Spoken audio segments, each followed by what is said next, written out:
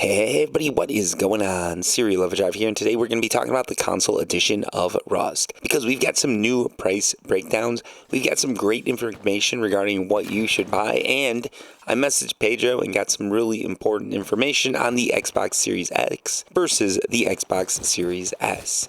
And for those of you wondering, my voice does sound off because I'm sick. Like, my voice, I literally did not have a voice 2 days ago, and I'm not talking about not having a voice from the point of, like, police officers discriminating against you. Not having a voice is in I couldn't actually talk. The police were still good with me because, let's face it, my skin color didn't change even though I'm sick. And to any cops listening, that's a joke. That's a joke. Everybody loves you, especially in the Minnesota Police Department. Anyways, let's get into the news. So, for the console edition Rust, I did some breakdowns regarding the editions that you can buy. So you've got the Rust console edition, the base edition, you've got the deluxe edition, and the ultimate edition. This is important here. I hope everybody's listening up, because if you're not listening, you could miss out, right? So currently, the next gen console edition of Rust is discounted, and these are really good discounts. So you can get the deluxe edition for just $9. This is assuming you had the base edition, and you can get the ultimate edition for just $20. Now you're probably wondering, is it really worth it, Serial?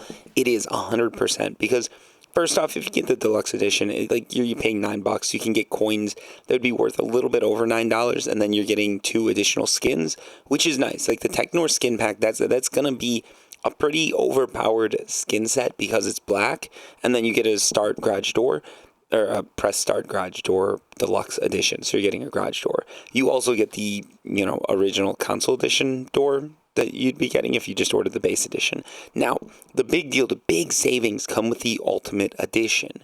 This edition is costing $20.40, and what you'll see here is you can get 4,600 coins, you've got an L96 skin, and you've got an additional garage door. So throwing out all the skins, just the 4,600 coins, if you went to the Rust the page on your console and tried to buy those, that would cost you about $35 to $40. You could wait for a sale, but let's be honest, you're getting it at sale price, probably a little bit lower, and you're getting some additional skins.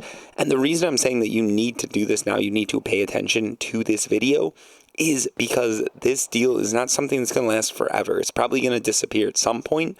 It might disappear after the game launches. So I just wanted to throw it out here. If you're happy with the Rust experience that you're getting right now on last gen, next gen can only be better, in my opinion. And what that means is just buy this, get those coins, and then you can spend those coins to get some really sick skins. Which, who doesn't like skins, right? They're colorful, and sometimes you can blend into scenery, and that is a little bit overpowered. Especially if you're looking at the new sort of jungle, the jungle biome that's been added to the PC version of Rust. So if you haven't followed the Serial Overdrive experience, the Serial Overdrive life story, right now I'm traveling a lot, right? Like going all over the place, doing really cool things. And I've been playing on my laptop because I don't want to bring a console all over the place. In fact, I even sold my console. I figured I'd pick it up on sale when I get back, which I'm going to do, and we're going to get into that later, and why I messaged Pedro about that. But anyways, the deal here is I've been playing on the PC, and the PC just released the jungle, biome.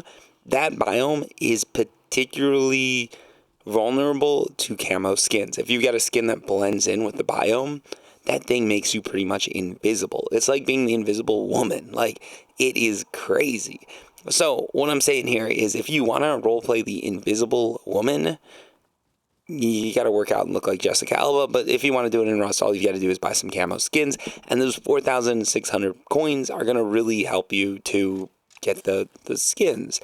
So yeah, that's my recommendation. Also, I'm pretty sure Jungle Biome is going to be coming fairly soon to Rust. I don't think it's going to be something that we might be seeing right away, but end of 2025, maybe beginning of 2026.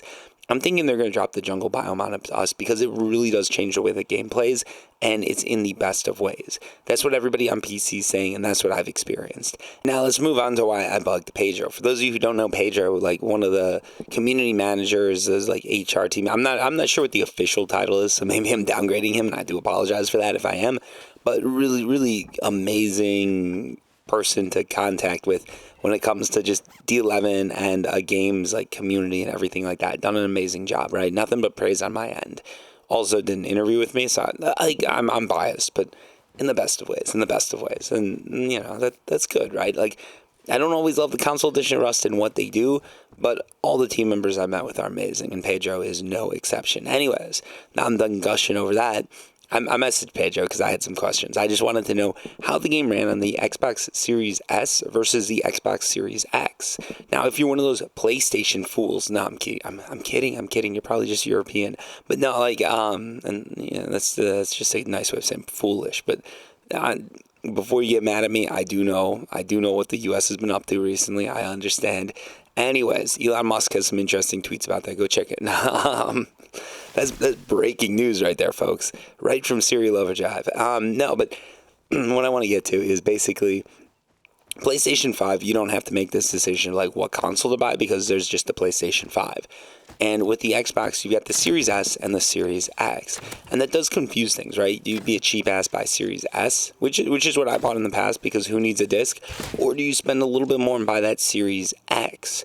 The Series X runs a little bit better. It's got a little bit more power. It's bigger. It's it's like a big, strong man, and then you got that nice, like, feminine Series S that just sort of sits sleekly in the corner, doesn't make any noise, and I don't know where I'm going with that. It's nowhere good. We're gonna drop that. We're gonna drop that line of thought before I get myself. Before I get myself adopted into some sort of. We're not even gonna go there. Anyways, if you know where I was going, it's funny. Anyways, the Series S, right? Like. Series S is nice. It's smaller. It's got a lot of advantages to it. I liked having it, but it doesn't have as much power as the Series X. Previously, that hasn't been as big of an issue with the console edition of Rust and a lot of other games because they're running on last gen. Now that we're moving over to next gen, I had to ask Pedro, what does he think? So here's what I heard. Based on what D11's done internally, the Series S shouldn't have any problems. It should run the console edition of Rust next gen fine. So if you're on the Series S and wondering if you need to upgrade for this, the answer is no. But if you're looking to buy a console like I am, the water's a little murkier. We're talking about the Florida, we're talking about the Everglades rather than the Keys. And for those of you who live in Florida, you know that both those bodies of water you're supposed to swim in naked, but only if you weigh over 300 pounds. Anyways, getting back to this. So here's how it works, right? Like the X has better graphics. That's like confirmed. That seems like Pedro is just like, yeah, the X is going to have better graphics. It seems like the experience, like lag and everything like that, should be equal between the two consoles. But if you want the best graphics, the best visual fidelity, it seems like the X is the way to go. And one thing to always remember is that Rust is a constantly evolving game. And I haven't heard from anywhere, I haven't seen anywhere that they said they're never going to leave the Series S behind. We left last gen behind. In a year or two, is it possible Series S could get left behind? I think it could be possible. I don't think it's likely to happen. I think most likely what's going to happen is they'll slowly degrade the graphical fidelity rather than just completely leave the Series S behind. But it seems like this game is probably going to be made for the Series X and the PlayStation 5 primarily, and that's where you're going to get the best experience. And if you want to be a top-tier Rust player, that's probably where you want to be. And now I've got a question for all you top-tier Rust players out there. What controller do you like best?